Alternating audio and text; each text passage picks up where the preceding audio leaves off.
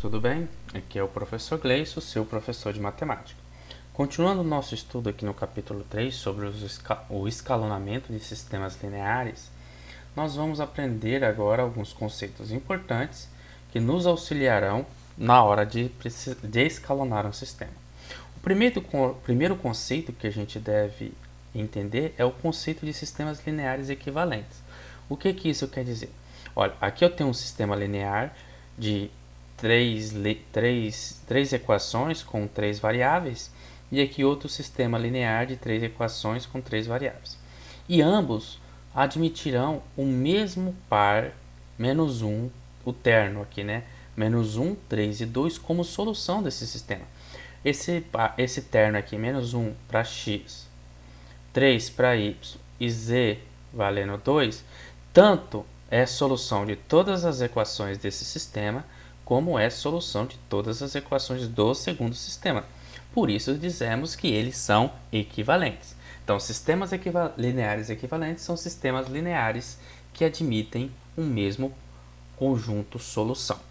Em relação aos sistemas lineares equivalentes, nós vamos destacar algumas propriedades. Essas propriedades sempre são importantes porque a gente, na hora de aplicar a uma solução, a gente usa esses conceitos. Primeiro, aqui diz o seguinte: ao multiplicar uma equação de um sistema linear S1 por uma constante real não nula k diferente de zero, obtemos um sistema linear S2 equivalente a S1. Então, em teoria, o que ele quer dizer? Digamos que aqui eu tenho o sistema S1, composto das seguintes equações: A mais B mais C é igual a 1, 2A mais 3B mais C é igual a 4 e menos A mais 2B menos 3C é igual a menos 2. Esse é um sistema que eu inventei aqui agora só para a gente fazer essa exemplificação. Esse é o S1. Se eu quiser construir um S2 derivado do S1, onde a primeira linha seja multiplicada por 2, por exemplo, então eu vou ter o seguinte: 2 vezes A, 2A, mais 2 vezes B, 2B, mais 2 vezes C, 2C. E isso será igual a 2 vezes 1, que é 2. O restante eu vou manter. 2A também, mais 3B, né? Mais C é igual a 4 e menos A mais 2B menos 3C. Opa, o C aqui ficou um O, né? Deixa eu tirar. Menos 3C é igual a menos 2. Esse sistema S2, mesmo sendo diferente do S1, ele vai admitir as mesmas soluções para o do S1, porque a única coisa que eu alterei foi a primeira linha, mas eu alterei toda ela. Então, ela só está o dobro do que era anteriormente. Então, nós dissemos que esses dois sistemas são equivalentes, porque multiplicar um número por uma linha não altera o conjunto solução do sistema. Uma outra coisa interessante também: ao permutarmos duas equações de um sistema linear S1, obtemos um sistema linear S2 equivalente a S1. Ou seja, o que isso quer dizer? Outra coisa muito importante: digamos que eu tenho aqui, x mais y menos z igual a 0, 3x menos 2y mais 4z é igual a 7, e x menos 2y mais z é igual a 3. Eu posso pegar e criar um sistema linear S2 e onde eu queira que essa seja a primeira equação. Então, eu vou colocar essa aqui no lugar da primeira e automaticamente a primeira vai vir para o lugar dessa. Então, elas vão se inverter. Eu estou apenas trocando elas de lugar. Então, a primeira vai ser x menos 2y mais z igual a 3.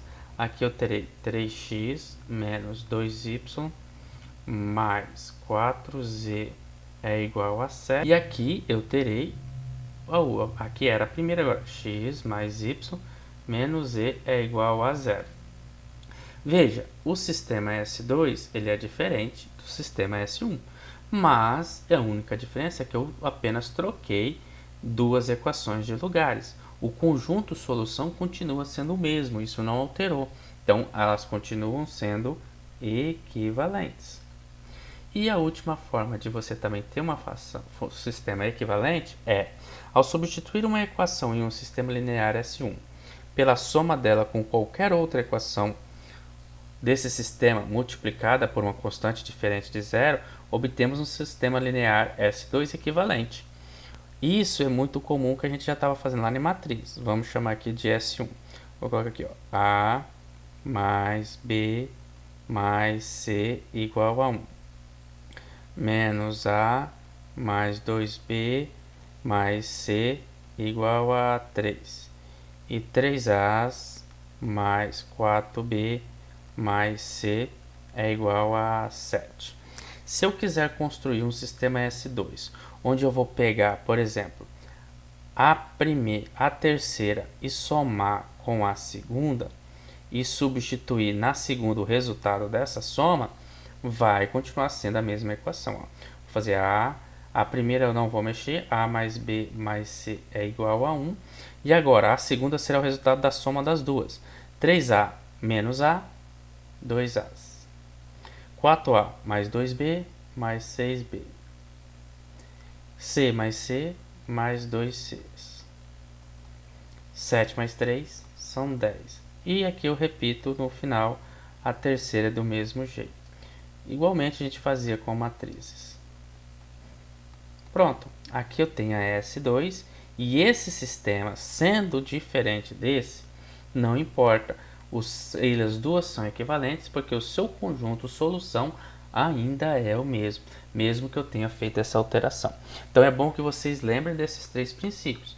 Tanto posso multiplicar qualquer linha por um número, que não muda o conjunto solução, trocar ou inverter uma equação de lugar não muda a solução, como também operacionar linhas desse sistema para criar uma organização melhor que também não muda a solução.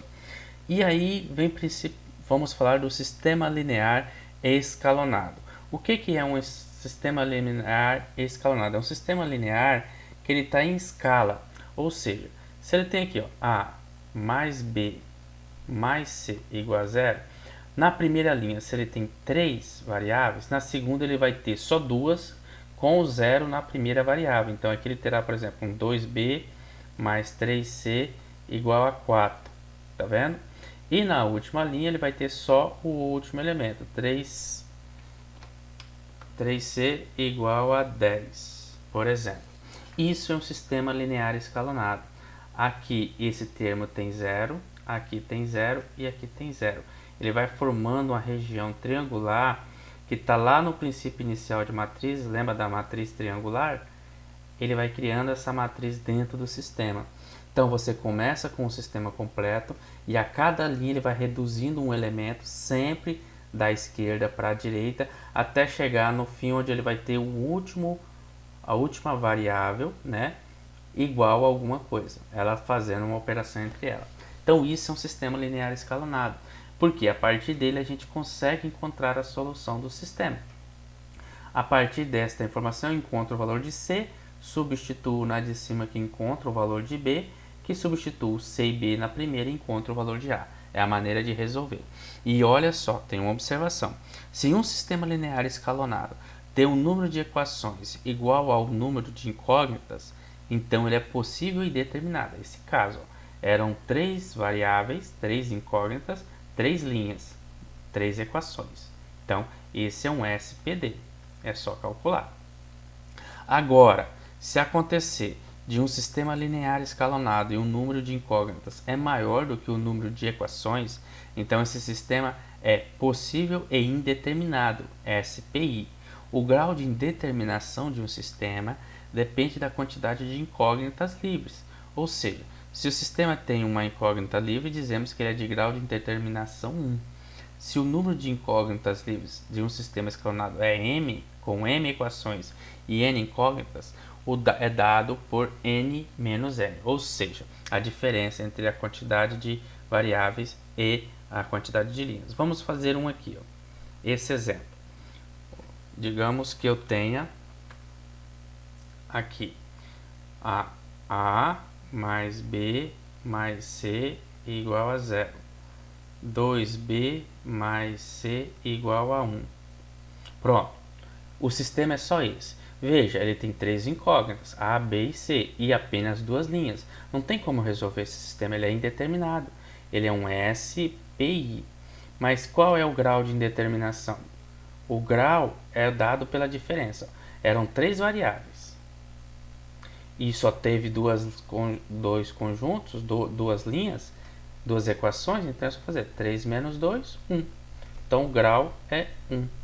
Agora, se eu tiver um sistema assim, ó, A mais B mais C mais D igual a 0. Aí depois eu venho com 2B mais C igual a 1. Novamente, 1, 2, 3, 4 variáveis, apenas duas linhas. É um SPI, sistema possível e indeterminado. Qual é o grau de indeterminação? Grau de indeterminação.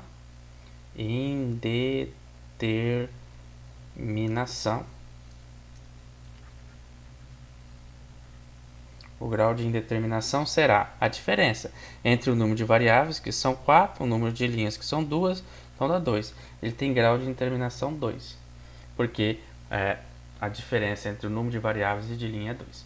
Bacana, né? Isso foi uma parte da teoria que a gente precisava revisar para a gente aplicar na prática na parte de escalonamento de um sistema. Te vejo na próxima aula. Valeu!